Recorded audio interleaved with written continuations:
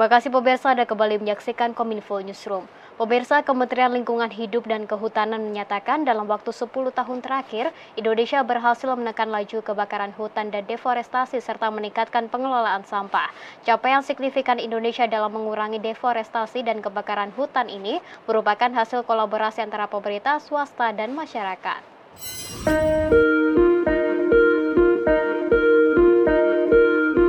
Kementerian Lingkungan Hidup dan Kehutanan mengklaim kebakaran hutan dan deforestasi mengalami penurunan signifikan dalam kurun waktu sekitar 1 dekade terakhir. Dalam keterangannya di Jakarta terkait masalah deforestasi, Menteri Lingkungan dan Kehutanan Siti Nurbaya Bakar menyebut Indonesia telah berhasil mengurangi deforestasi secara signifikan. Hal ini dibuktikan pada periode 2014-2015 mencapai 1,9 juta hektar, namun pada tahun 2023 hingga kini jumlah itu menurun menjadi sekitar 100.000 hektar. Tak hanya itu, di tahun 2023 juga tercatat 96 juta ton sampah darat terkelola. Sementara itu untuk jumlah sampah plastik laut turun signifikan dari 438.000 ton pada 2018 menjadi 339.000 ton.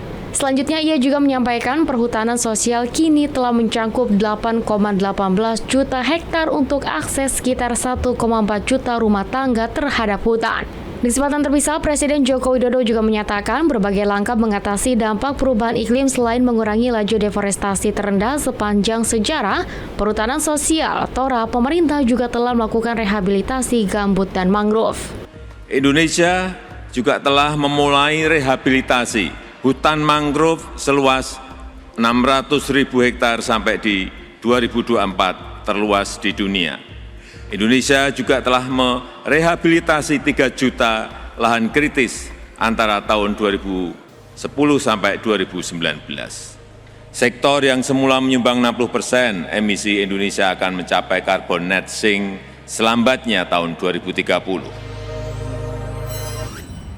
Pemirsa, dalam 1 dekade pemerintahan Presiden Joko Widodo, angka kemiskinan ekstrim tercatat menurun. Per Maret 2024, angka kemiskinan ekstrim di Indonesia tercatat sebesar 0,83% atau setara dengan sekitar 2,3 juta orang.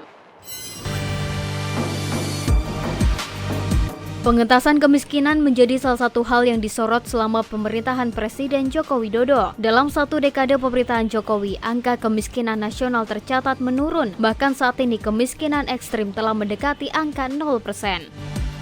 Berdasarkan data Badan Pusat Statistik, angka kemiskinan ekstrim pada tahun 2019 sebesar 3,7%. Kemudian pada 2022 tercatat menurun menjadi 1,74%. Kemudian pada 2023 kembali menurun menjadi 1,12%. Dan saat ini angka kemiskinan ekstrim Indonesia mendekati 0%, yakni di angka 0,83% per Maret 2024 atau setara dengan sekitar 2,3 juta orang. Staf khusus Presiden bidang ekonomi Arief Budimanta mengungkapkan, penurunan ini berkat kolaborasi antara pemerintah dengan masyarakat dan sektor swasta melalui berbagai program inovatif. Selain itu, program penghapusan kemiskinan ekstrim juga tidak hanya berhasil mengurangi angka kemiskinan, tetapi juga membantu masyarakat keluar dari kondisi kemiskinan ekstrim. Pencapaian itu menjadikan Indonesia sebagai negara yang mampu menuntaskan kemiskinan ekstrim lebih cepat dari target SDGs tahun 2030. Program penghapusan kemiskinan ekstrim ini berjalan dengan baik sesuai dengan harapan kelompok miskin ekstrim. Ada juga yang sudah berhasil graduasi. Ya, graduasi artinya keluar dari kelompok miskin ekstrim maupun kelompok miskin. Pemirsa, selama 1 dasawarsa pemerintahan Presiden Joko Widodo, pembangunan sektor telekomunikasi dan informatika berkontribusi signifikan terhadap pertumbuhan ekonomi digital Indonesia. Wakil Menteri Komunikasi dan Informatika meminta kepada seluruh ekosistem industri telekomunikasi, pos dan informatika untuk saling berkolaborasi mendongkrak pertumbuhan ekonomi digital di Indonesia.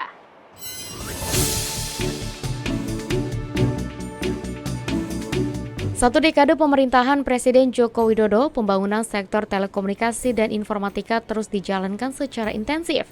dengan kontribusinya diproyeksikan mencapai 40% terhadap pertumbuhan ekonomi digital di Asia Tenggara pada tahun 2030. Wakil Menteri Komunikasi dan Informatika Nezar Patria mengatakan pertumbuhan angka pengguna internet telah menjadi daya ungkit bagi ekonomi digital di Indonesia. Dengan proyeksinya akan menembus angka hingga 366 miliar US dollar atau setara dengan 5.522 triliun rupiah pada tahun 2030.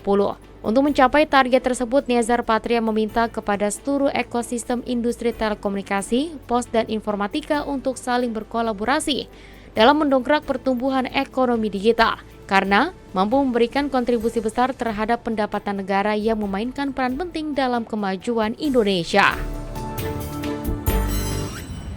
Pemirsa, Indonesia telah memulai hilirisasi industri seperti nikel, bauksit guna meningkatkan produktivitas dan nilai tambah dengan tidak lagi mengekspor bahan mentah. Dengan upaya hilirisasi diharapkan Indonesia memiliki saham yang lebih besar, juga diuntungkan dengan besaran dividen.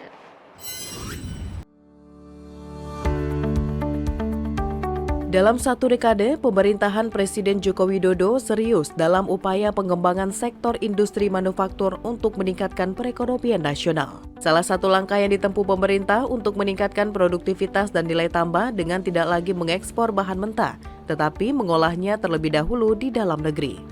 Seperti yang disampaikan Presiden, meski berulang kali ditekan negara-negara Uni Eropa yang menggugat Indonesia ke World Trade Organization atau tuduhan proteksionisme komoditas biji nikel, kebijakan hilirisasi tetap dijadikan langkah strategis ekonomi politik. Mengenai hilirisasi, ini sudah bolak-balik saya sampaikan, ini urusan nilai tambah yang ingin kita peroleh,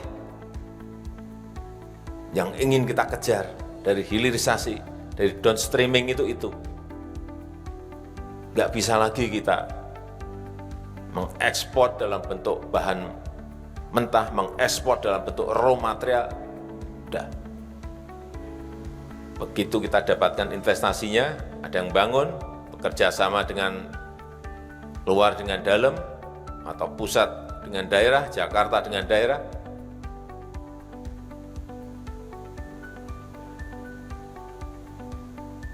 nilai tambah itu akan kita peroleh. Kebijakan hilirisasi mendorong tumbuhnya industri smelter yang mengolah atau memurnikan bahan mentah hasil tambang tersebut. Sampai saat ini sudah terbangun industri smelter nikel, bauksit, dan tembaga yang membuka lebih dari 200.000 lapangan kerja dan meningkatkan pendapatan negara hingga 158 triliun rupiah selama 8 tahun ini. Tak sampai di situ, wujud nyata keseriusan pemerintah juga dibuktikan dengan mengambil kembali aset Indonesia yang selama puluhan tahun dikelola oleh pihak asing, antara lain Freeport, Blok Rokan, dan Newmont. Seperti diketahui, saat ini kepemilikan saham pemerintah di Freeport mencapai 51%, dengan penambahan 10% nantinya total saham pemerintah menjadi 61%. Tapi penambahan saham ini baru bisa dilakukan usai 2041 atau setelah izin operasi diperpanjang.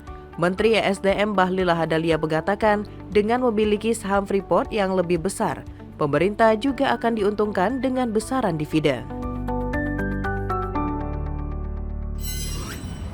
Pemirsa, dalam 10 tahun kepemimpinan Presiden Joko Widodo, program tol laut kini telah mencapai 39 trayek dengan menyinggahi 115 pelabuhan. Kehadiran tol laut saat ini terbukti telah menurunkan disparitas atau kesenjangan harga kebutuhan pokok di berbagai wilayah di Indonesia. Berawal dari inisiasi Presiden Joko Widodo akan adanya infrastruktur yang dapat menghubungkan wilayah Indonesia hingga ke pelosok, bahkan ke daerah-daerah tertinggal, terluar, terpencil, dan perbatasan, serta menumbuhkan titik-titik baru pertumbuhan ekonomi, tol laut hadir sebagai program strategis. Kehadiran tol laut saat ini terbukti telah menurunkan disparitas harga di berbagai wilayah di Indonesia. Dalam artian, tol laut turut menjadi jembatan distribusi barang dan mobilitas orang, serta menurunkan harga barang dan kebutuhan pokok. Dalam 10 tahun kepemimpinan Presiden Joko Widodo, program tol laut kini telah mencapai 39 trayek dengan menyinggahi 115 pelabuhan. Menteri Perhubungan Budi Karya Sumadi dalam dialog Forum Merdeka Barat 9 menyebutkan, dengan hadirnya program tol laut di Indonesia, masyarakat khususnya di wilayah timur merasakan manfaatnya. Selain memaksimalkan daya angkut, Kementerian Perhubungan juga memaksimalkan waktu pengiriman dengan menggunakan akses tol laut, sehingga tidak ada daerah yang menunggu kedatangan barang dalam jangka waktu yang terlalu lama. Nah, singkat kata, apa yang kita lakukan ini alhamdulillah berdampak ya, karena memang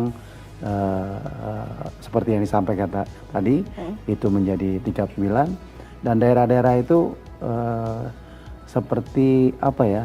Seperti satu kebutuhan primer di mana angkutan tol laut ini harus ada. Ditandai malah komplain kalau nggak ada gitu. Kalau orang diem aja kan nggak butuh berarti. Ya, jadi mereka komplain. Nah, itu yang ditandai bahwa ini memang sudah dibutuhkan pada masyarakat di titik-titik tersebut. Pemirsa, kami akan segera kembali dengan informasi lainnya. Tetaplah bersama kami.